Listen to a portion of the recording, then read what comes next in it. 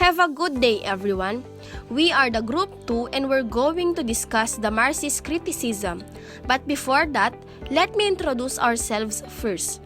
I am Ivone M. Dumayag and my companions are Florence Villarta, Eliza Pascual, Hannah May Galietes, Rachel Andujar, Roldan Cabison, Franklin Asuncion, Melanie Obispo, Wise De Leon, and Clarissa Sani. Before we proceed to the main point of this discussion, let me introduce first the person who inaugurated Marxism. Karl Heinrich Marx was a German philosopher, critic of political economy, economist, historian, sociologist, political theorist, journalist, and socialist revolutionary. So, he was born on May 5, 1818 and died on March 18, 1883. He co-wrote the Communist Manifesto and was the author of Das Kapital, which together formed the basis of Marxism. So, that could be all the brief introduction about Karl Marx. Background information about the theory. Marxist criticism applies political science and economics theory that focuses on the class struggle between capitalist and working class. To understand the ideas of Karl Marx in a simple way, it is basically the historical backdrop from which he lived. Before, the primary source of living in many European countries was farming or agriculture-related work, but with the rise of factories, the farmers were compelled to abandon their fields and became factory workers. So, the cycle of consumption and productions continued to create an economy which became known as industrial capitalism. So, what is an industrial capitalism? Industrial capitalism created two classes in society which Marx termed as the bourgeoisie and the proletariat. So the bourgeoisie are the factory owners or capitalists or the rich people, and the proletariat are the laborers, industrial workers, factory workers, or the poor people.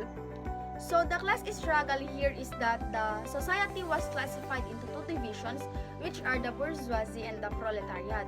So it is expected the bourgeoisie will receive a higher respect and a greater services, while the proletariat will receive injustice treatment, will be mistreated or unfair treatment because they are just living in a lower class. So they will do everything for the manipulators. They will do everything that the bourgeoisie will say because the exchange of the services that they are giving are the money or wages that they are receiving from the bourgeoisie. So in short, the proletariat will act as machines, while the bourgeoisie are the manipulators or controllers of that machine. Marxist criticism is concerned with issues of class conflict, wealth, work, and various ideologies that surround these things. So, class conflict arises from the oppression of the proletariat by the bourgeoisie. Such oppression happens whenever a society has a stratified or hierarchical class divisions, and it is evident in a capitalist society where the manipulative force of capitalism creates tension between the classes. So, regarding to the wealth and work, Marx wants a classless society where everyone will have a common ownership of property and resources. So, Marx wants the proletariat to be leveled to the bourgeoisie because he believed that the proletariat are working hard rather than the bourgeoisie. So the proletariat deserves more than the wages that they are receiving. Grew out of Karl Marx, who was highly critical of the capitalist system, economics, and politics, Marx wrote the Communist Manifesto. So, Marx wrote the Communist Manifesto together with his friend Friedrich Engels, and this article was published on 1848. So Marx and Engels presented in Communist Manifesto their core ideas in a way that the proletariat could easily grasp. So they laid out their thoughts in a simple and systematic manner which does not require the reader to be part of the academic elite in order to understand. So the main purpose of the article The Communist Manifesto is to become an eye-opener to the proletariat. They want the workers to unite to overthrow the bourgeoisie supremacy and ultimately allow the proletariat freedom from subjugation. Marxist criticism places a literary work within the context of class and assumption of class. A premise of Marxist criticism is that literature can be viewed as ideological and it can be analyzed in terms of base or superstructure model. Definitely, Marxist theory can be applied to literature by analyzing the social, economic, and political elements such as class division, class struggle, and oppression. For example, the Cinderella and the Hunger Games. It will be discussed in sample critique later. It also states there that it can be viewed in terms of base like machines, tools, factories, natural resources, and superstructures through the social institutions such as systems of morality, laws, education, and related ideologies. Traditional Marxist criticism tends to deal with history in fairly generalized way. It talks about conflict, social classes, and clashes of large historical forces, but contrary of political belief, it rarely discusses detail of a specific historical situation and relates it closely to the interpretation of a particular literary text. For further knowledge, Marxist criticism has also been important for literature. That is, works of art have relationship to the societies in which they are created. Using literature as means to ask questions about society and culture is called literary criticism. So I think that could be the end of the background information about the theory. So next is the proponents and key persons of that theory. Proponents and or key persons. Friedrich Engels. He is Marx's friend and they collaborated many times in writing. Their most notable work was the Communist Manifesto. Marx and Engels authored the Communist Manifesto in 1848, a pamphlet outlining their theory of historical materialism and predicting the ultimate overthrow of capitalism by the industrial proletariat.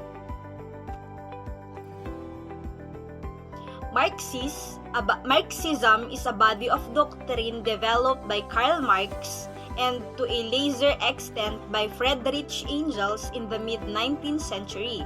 It originally consisted of three related ideas: a philosophical anthropology, a theory of history, and an economic and political program. Bertolt Brecht. Brecht's relationship to Marxism is extremely important and highly complex. He adopted Marx's view that history was moving towards communism. Brecht's Marxist influences. The dialectical materialism of both serve as the basis of Brecht's understanding of the social world and history. Moreover, Brecht believed that dialectical materialism could serve as the basis of the scientifically founded cultural critique. Brecht identified himself as a Marxist. When he returned to Germany after World War II, he chose the German Democratic Republic or GDR. George Lukács. He played a pivotal role in the development of Western Marxism, which refers to a wide variety of Marxist theoreticians based in West and Central Europe. He conceives revisionism as inherent to the Marxist theory. George Lukács of 1885 to 1971 was a literary theorist and philosopher who is widely viewed as one of the founders of Western Marxism.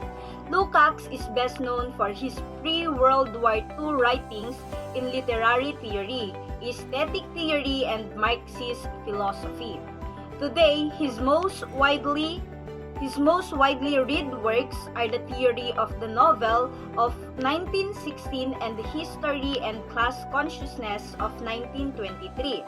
In History and Class Consciousness, Lukács laid out a wide-ranging critique of the phenomenon of reification in capitalism and formulated a vision of Marxism as a self-conscious transformation of society.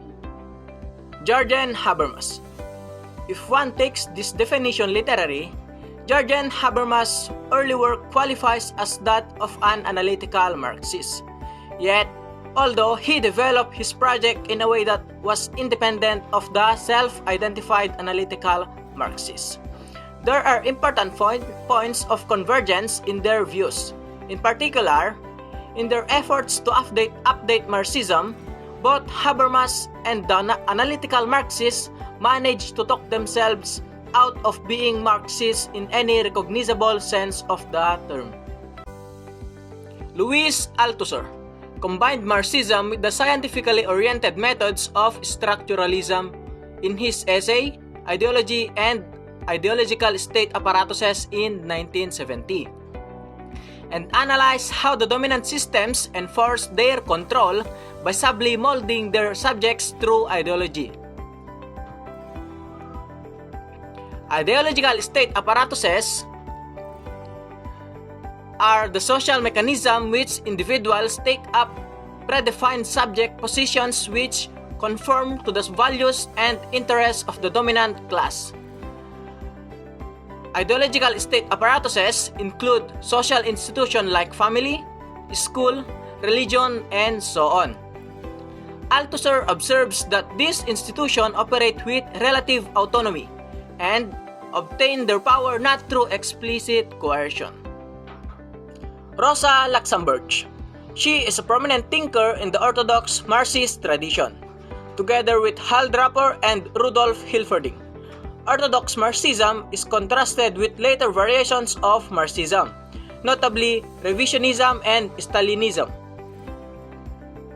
Rosa Luxemburg was Polish-born German revolutionary and agitator who played a key role in the founding of the Polish Social Democratic Party and the Spartacus League, which grew into the Communist Party of Germany. As a political theoretician, Luxemburg developed a humanitarian theory of Marxism, stressing democracy and revolutionary mass action to achieve international socialism. Lev Davidovich Bronstein. He is better known as Leon Trotsky. He is a Marxist revolutionary, political theorist, and politician. Ideologically a communist, and he developed a variant of Marxism when he has become known as Trotskyism. So Lev Bronstein changed his name into Trotsky because he was a Jew and he wanted to hide his identity. This is very common among Jewish people throughout European history. He did this mainly to avoid discrimination because Russian Empire was the most anti-Semitic in Europe.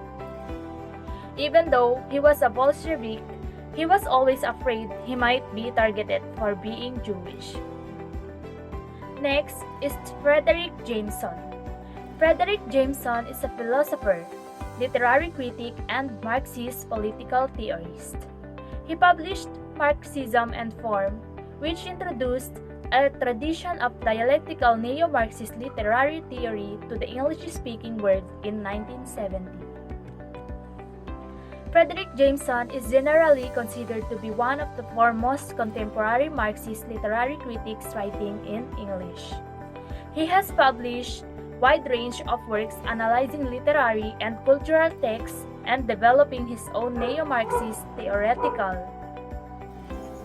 Walter Benedict's Schoenflies Benjamin one of the most creative modern Marxist thinker. He is an eclectic thinker combining elements of German idealism, Romanticism, Western Marxism, and Jewish mysticism. Walter Benjamin was not only a brilliant literary critic and sociologist of culture, but also one of the most creative modern Marxist thinkers. Walter Benjamin was a German literary critic, philosopher, and essayist. An eclectic thinker combining elements of German idealism, Romanticism, and historical materialism. Benjamin made enduring and influential contributions to aesthetic theory and Western Marxism. Jean-Paul Charles Aimard Sartre. Sartre's pioneering combination of existentialism and Marxism yielded a political philosophy uniquely sensitive to the tension between individual freedom and the forces of history. As a Marxist, he believed that societies were best understood arenas of struggle between powerful and powerless groups. Existentialism is the philosophical belief that everyone is responsible for creating purpose or meaning in our own lives. Our individual purpose is not given to us by gods, government, teachers, or other authorities. According to Terry Eagleton, Marxist criticism is not merely sociology of literature in concerned how novel published and how whether mentioned the working class. Raymond Williams, the most influential Marxist critics of the 20th century and one of the leading figures of the New Left. He states how Marxism has experienced a recent revival, related openness and flexibility of theoretical development, especially with reference to cultural theory. Raymond Williams is all about how Marxism succeed, and behind those success is because of the openness and flexibility in achieving the theoretical development that everyone wants to achieve, and aside from that is respecting one's differences in beliefs and anything. Strengths and weaknesses of Marxist theory. Here are the strengths of Marxism. First, it tends to create a system of true equality. Marxism's system of government is considered as communism. It places an emphasis on human rights, with its foundation encompassing equal gender roles, healthcare, and access to education. So, in Marxism, there should be an equality between law and societal services where everyone has an equal opportunity with no dominant gender. This means that every person should be able to get access to the most important things he needs regardless of whatever he does, wherever he lives, or how much he makes to provide better living or those depending on him. Second, it offers benefits to the society.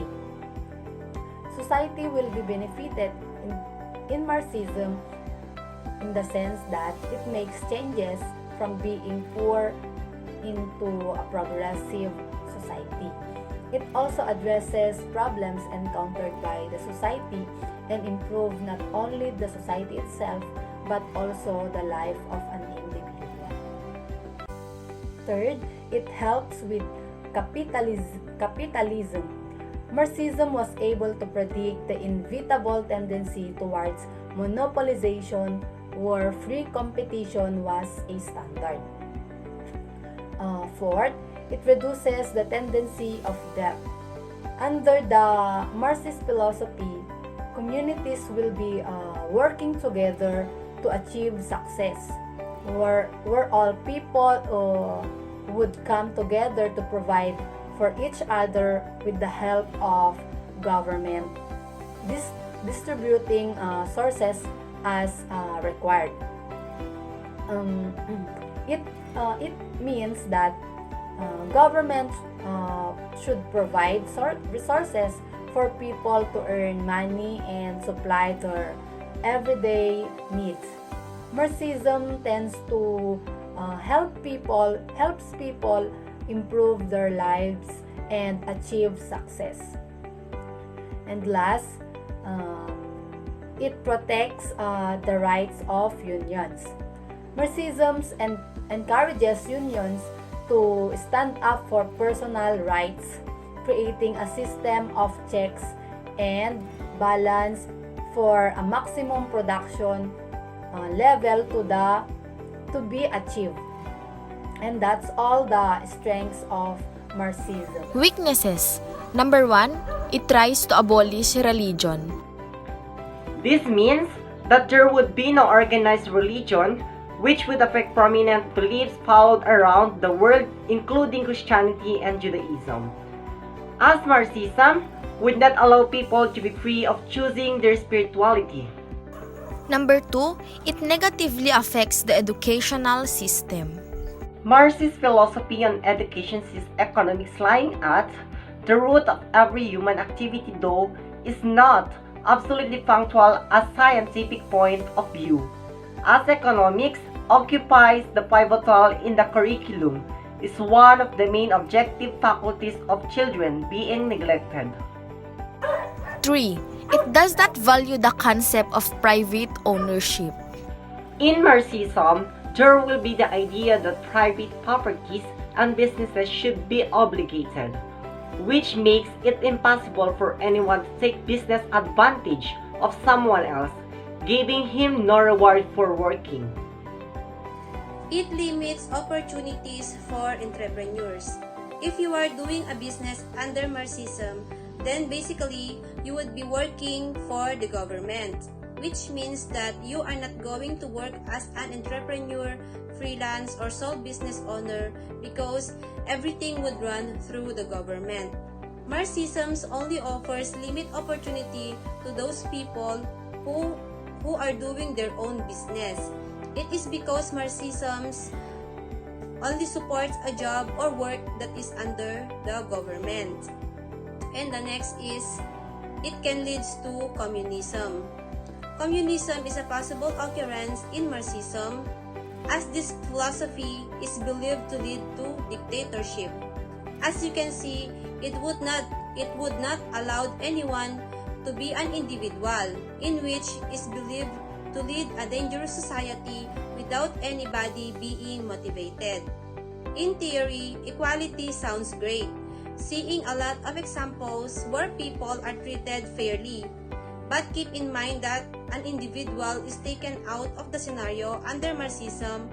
The strengths and weaknesses of this philosophy shows some sets of benefits and drawbacks, creating a system of government that is prone to abuse. That is why Marx to fix its flaws. But by examining its key strengths and weaknesses, we are able to decide whether it is best for our society or not. Sample critics. My topic is all about Marxist criticism on Disney movie Cinderella.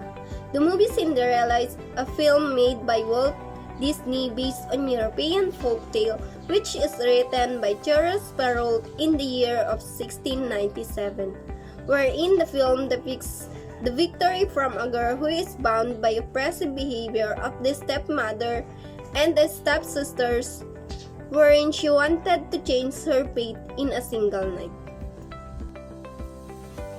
The film Marxist point of view about class and false consciousness within the movie, and the author it uses theories of Karl Marx to analyze the different elements of the film. And from this, we can conclude that Cinderella is not just a regular animated movie, but a movie full of Marxist elements. The Marx ideologies help us to analyze the movie, wherein the story was a portrait of sociocultural reference, wherein these points were very interesting to analyze because it depicted the social ideology at that time. Marx's ideology towards the society, the class struggle between people is to change their current state, from how people are being classed and how the false consciousness works. Marxist criticism on the Hunger Games trilogy. The Hunger Games trilogy by Suzanne Collins revolves around themes of social, economic, and political oppression and fomenting revolution that is the effect of social structure which exists in the series. It is a story of survival, physical and mental, due to the poverty and starvation issues within Panem survival is no sure thing in this movie. It is clearly visible that there is a class struggle between two groups, the capital representing the bourgeoisie, the aristocracy, and the proletariat presenting the districts. Marx predicts that the proletariat will eventually rise against the bourgeoisie. In the Hunger Games trilogue, the proletariat starts a revolution and defeats bourgeoisie. But Marx predicted that when the proletariat takes over, they will create classless society. So we can say that Hunger Games definitely criticizes society through looking at themes of fear, oppression, and revolution, while it also offers an obvious critique of the exploitation, consumerism, and violence and capitalist society. So that's the end of our discussion about Marxist criticism. Thank you so much and God bless.